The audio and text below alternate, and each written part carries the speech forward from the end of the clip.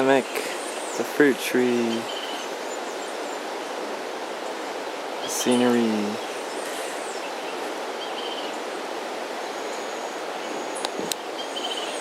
Clouds and sky.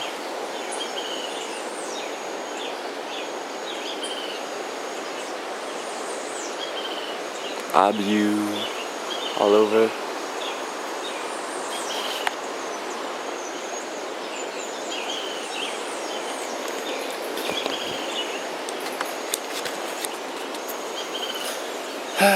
So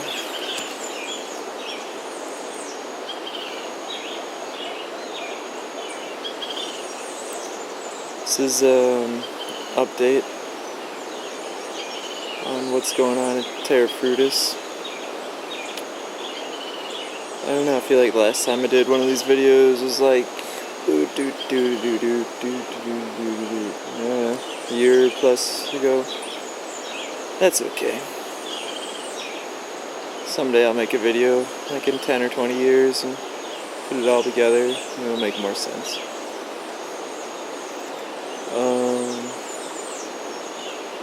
Today I'm just sitting in a abiu tree right now at Terra Frutis headquarters location along Rio Bomboiza. Let's see if you can see it over there.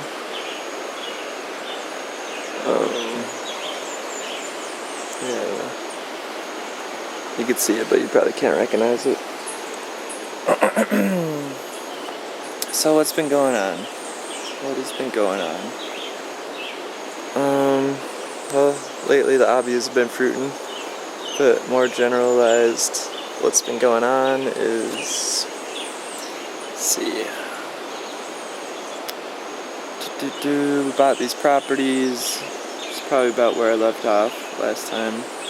I really gave like a summary of what's been going on. Bought the property out there, just over that mountain. And then it was kind of difficult to live on, so we bought this property with a house on it, which is just like a hectare, a little bit under, which is what we've been posting most of the videos from lately, for a long time. We've had, I don't know, over 100 people now, somewhere around 150 people come here since, like 14 months ago. Volunteers, interested members, just visitors. Like, let's see, so far the people that have stayed from a long time ago are Peter and James.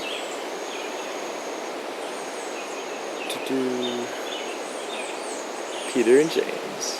And more recently, the long-term people have been Matthew, Adelina, Carissa,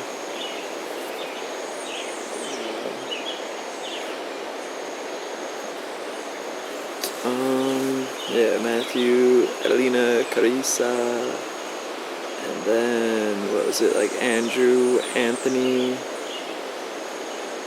and more recently, Cedric and Camelia.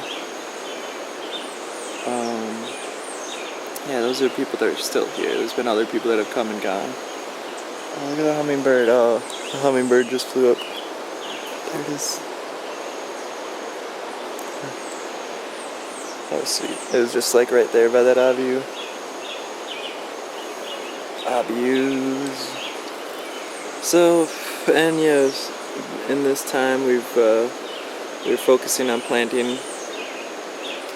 And we planted about 100 durians at this property. We've planted maybe 15, maybe 20. Mostly out at the farm.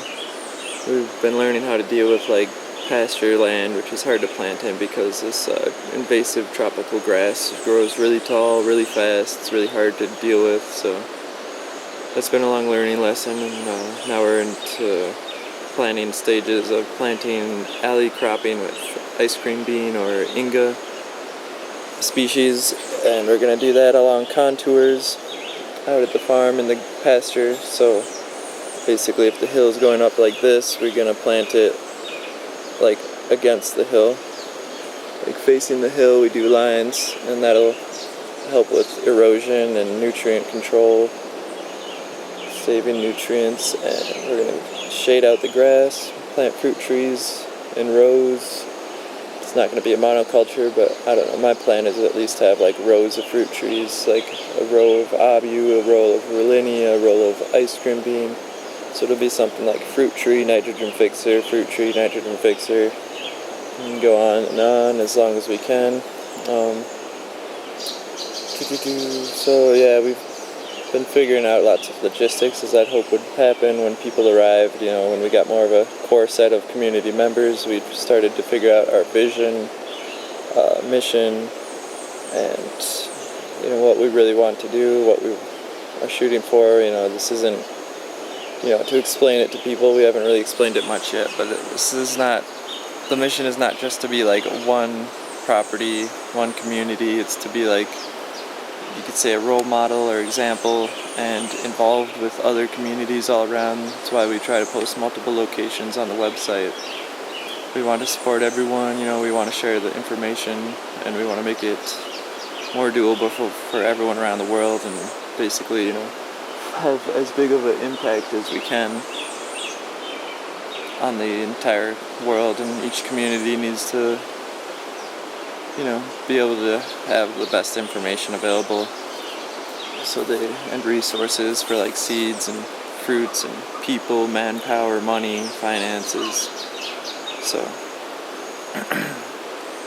some people have tried to, for lack of better choice of words, I'll say, attack Terra Frutis. They say things, you know, like, oh, well, this person, you know, is a bad role model for Terra Frutis, and you know, I reply with something like, it's not really like anyone's a role model for Terra Frutis. We all are in a way, but we're not trying to isolate Terra Frutis to like one group or one territory.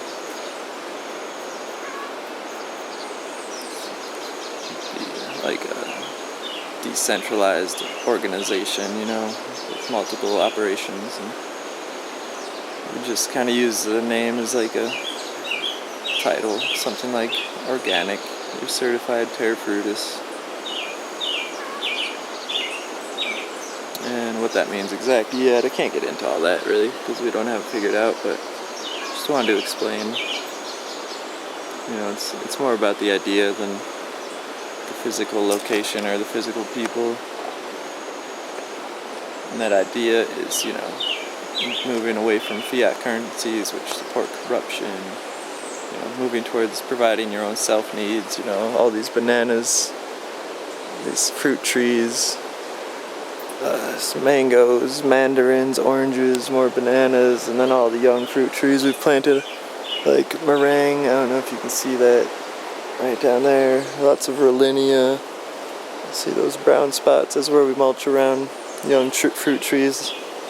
Like soursop, Rollinia. Over there's a papaya. Papaya there. And papaya right there. So yeah, supplying our own needs. And the first thing I think is, you know, supplying food. We can get fruit supplied relatively quickly in a couple years after planting. We can get a supply of bananas and a few other things, papayas and abu, it's Rollinia, but whatever. We can get into that in other videos. And what are some of the other basic needs? They'd be like water, housing. So we've recently set up a water line, and we're going full speed on housing out at the farm. We've started out with a cabin, which the previous owners had built, and we've included it in the property, you know, and that's where we've been living and maintaining that yard. And then we go out to the lower areas and upper areas and plant like lots and lots of fruit trees, and then we've got to go back there and maintain them, take off the vines, and try to mulch and fertilize them. And that's going pretty well. We're keeping up. Not all of the trees are growing miraculously well, but they are mostly alive. So we're doing pretty good with that, I think. So yeah, we've got a platform house that we're building. It's just like a platform tent structure basically right now. We can add on walls and stuff later, but it's like a 9-foot by 9-foot with overhang on the roof, so there's a little area for a dry porch if it's raining. I can show you some footage of that. It's a pretty simple structure. We're going to be throwing up more of those soon. And then we've got the palm house, which is pretty sweet. Yeah, it's like a large platform. We've got it up high off the ground. It's going to be like 9 feet off the ground. So we're going to have like kind of a walk-in, working tool shop, you know, do stuff down on the ground floor. And then if you want to go up to the upper floor, you get a better view, kind of something like this, you know, where you can look over some of the plants and look out upon the surroundings, as well as sleep up there where there's going to be less chances of bugs and stuff getting up there at that, you know, a little bit higher elevation.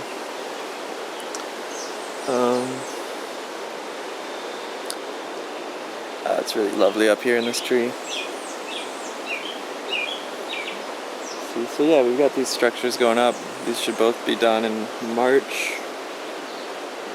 So those are like some of the basic needs. You know, we're trying to supply food, water, structures, and then the next things, which kind of, you know, fall off into what is, you know, really the next things. But say information, like communication, information, and commerce. You know, people, I'd say I used to say, what's the need for commerce? You know, we need to like isolate and get our own situation figured out, and that's true. I mean, first we got to do that, but then comes later in time when, like, you know, if we're just, for example, Terra Frutis, the one property, the one community, we're not, you know, communicating with other people. We've got what we want. We've got all this durian, mammoth sapotes, Rolenia, everything we need, but we're not connecting with people. They're not going to know if, like, for example, the McDonald's doesn't like what we're doing, that we're not buying McDonald's food, so they send in a secret agent and, you know, just kill everyone at the community. And we don't have any communication with anyone, so they don't know, basically, that we just got, you know, executed. I mean, that's a really unlikely scenario, but you could mix it up and make it more sound possible, so let's just accept that as a possibility and say, you know, how do we avoid that? And what I see is we can build commerce, which, like, builds communication and reliance on each other. So if we've got a community, for example, in Zapatillo with a coconut farm, and we have an established coconuts here, you know, so this is a real example. We go down there, we harvest the coconuts, we pay for some people to help us harvest them, and then we say, okay, let's bring these 1,000 coconuts back up to Gualaquiza, where they don't have any coconuts because we're not on the coast, we're on the other side of the mountains in the Amazon basin, where people just haven't brought coconuts around that much yet. So coconuts sell for a bit more over here, like $1 to $2 per coconut, and on the coast it's like $1. So I get to eat some coconuts, sell some coconuts, and that makes little finances to help people with, you know, buying other things that aren't grown here yet or can't be grown here because we don't have a dry season that's significant to produce lots of mangoes on mango trees, or at least the varieties that we have. We've started some, you know, varieties from Borneo that should fruit and, like, without an extended dry season. So building commerce is something that we're trying to focus on. Well, something I like to bring up sometimes as like a future plan, and it's already something that's happening. And I don't know, that pretty much sums it up for me. I mean, sharing information is one that we can focus on a lot because there's a lot to do with it. There's a lot that we already know as people, as, you know, society. We got a lot of things figured out, but, you know, for like someone that's just starting a fruit farm, for example, permaculture food forest, they've got to spend hours, if not, you know, years researching stuff and trying to figure out what to do. But it'd be really nice if, you know, we had like resources where we could be like, okay, you're living at 1,000 meters in elevation, 5 degrees north of the equator. You've got these kind of wind currents, this much rainfall, these soil types. Okay, yeah, it looks like you should be planting these plants, these nitrogen fixers, these things that correlate to that area. You're going to want to build this kind of structure opposed to the other kind because it's either too wet or too dry. It's going to wash away the dome roof, so you might want to use something that is going to be more adapted to that climate, etc. You're going to need irrigation, etc. Instead of that person having to figure it all out, it'd be nice to have like a data bank of resources for what to do, how to do it. And it doesn't even, like, to get all these basic needs met, we need more help on information resources for multiple aspects, like not including just fruits and their climates and specific requirements for their conditions of growth, but legal issues, for example buying a property in Ecuador or other countries, like what is the paperwork, what are methods for making financial gains to help people survive and continue to grow their operations and communities and make sure that they're successful. So then that brings into like, how do we do self-governance?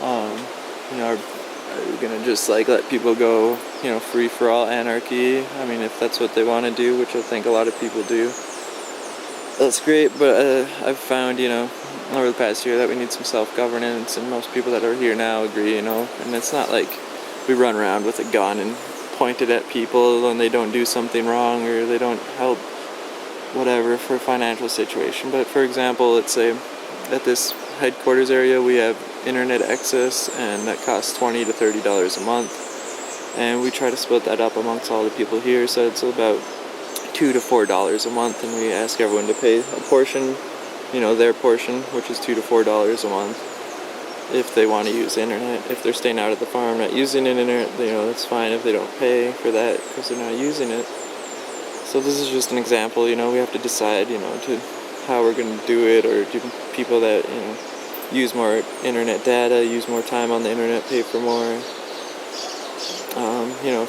There's like books on starting communities and stuff, and those are helpful, but it's as well, that's something that we'd like to share with people and have like a data bank of resources, information, books, all kinds of things, so people aren't just like left out there on their own trying to figure out things.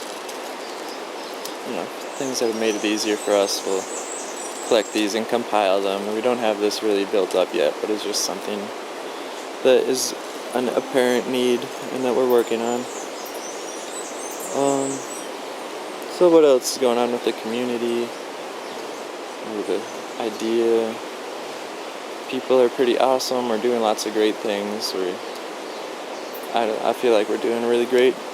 I think we'll focus more and more planting soon in the coming months, and we've looked up, I've personally looked up more about permaculture and been reading about that and enjoying learning more, knowing what to do, more confident with I don't know, but I still, of course, I want to learn more of plant relations, the chemical uptake and deposits from different plants and species, and monocots, dicots, hermaphrodite plants and flowers, what's all this information? It's kind of a bit to jump into when people are new to it.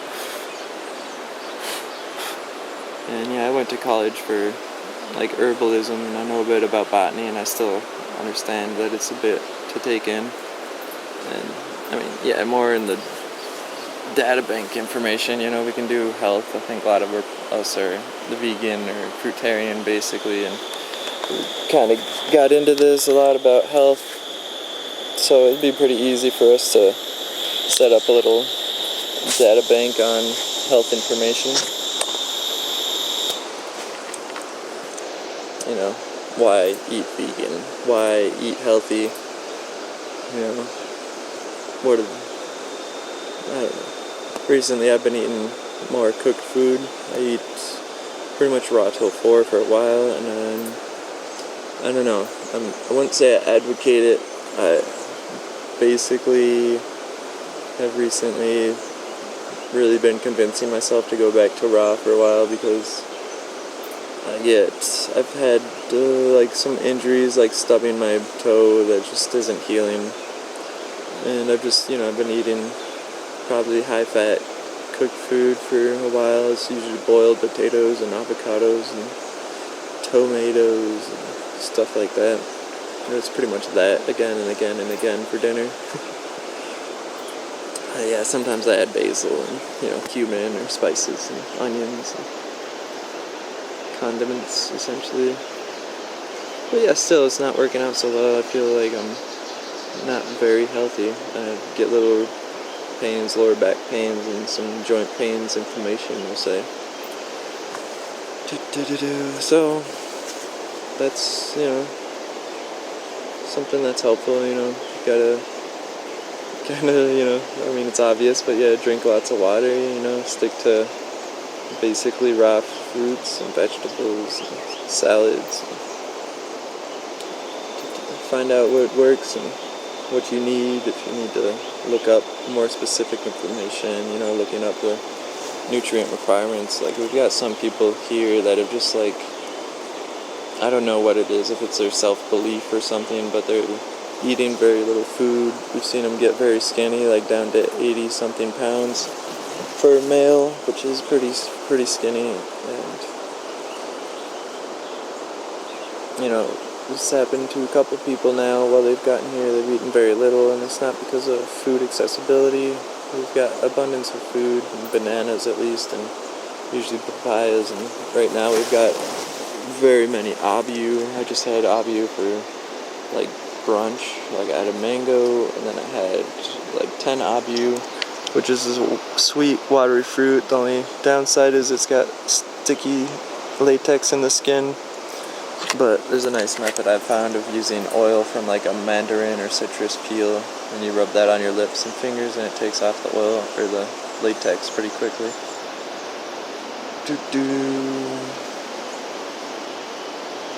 So yeah, just hanging out in this hammock up in this tree.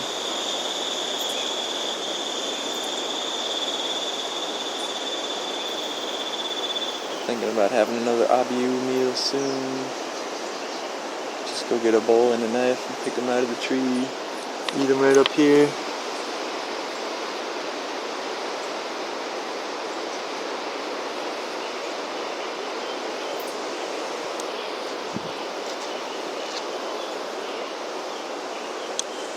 So yeah, I don't know what else to talk about. Got any questions about what's been going on? Just comment, ask me, email us.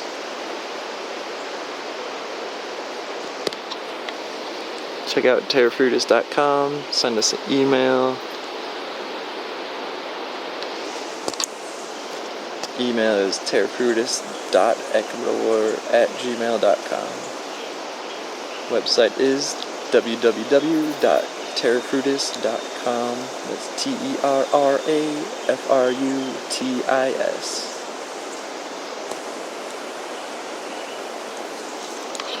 If you'd like to come join us, go to the member call-out page, fill out the questionnaire, send that to us in an email so we can read through your answers and talk about you as a group, and we'll send you email back letting you know what we thought. If we disagree with what your answers are, we're gonna basically tell you that you cannot come.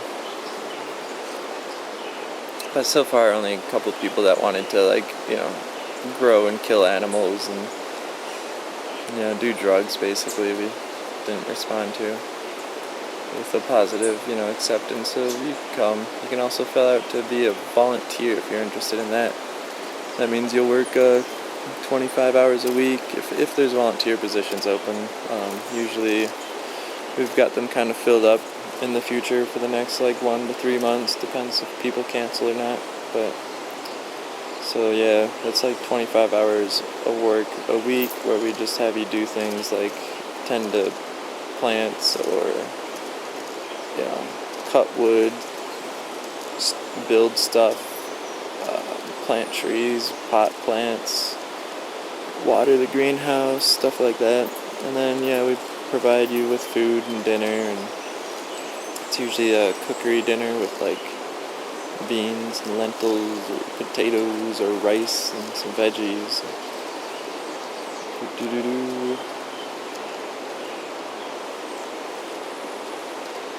Yeah, and then you get the weekends off, and you only got to work 5 hours a day, which isn't bad.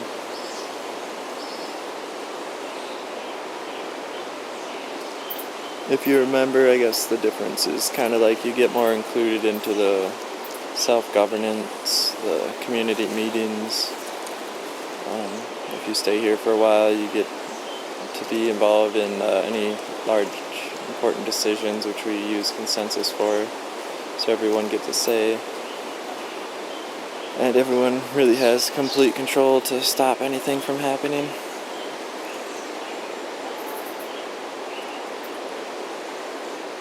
So those are like the differences of member, volunteer.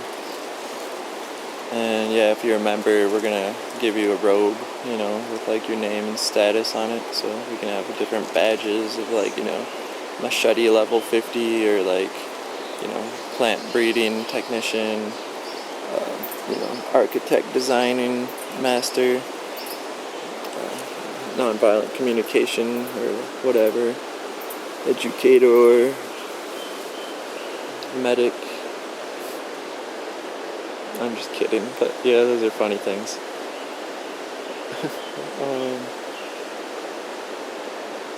And I'm not saying it won't happen, but it'd be fun.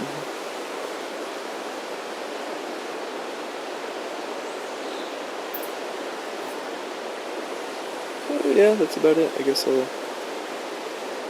let you guys check out terrafrutis.com and keep watching for future updates.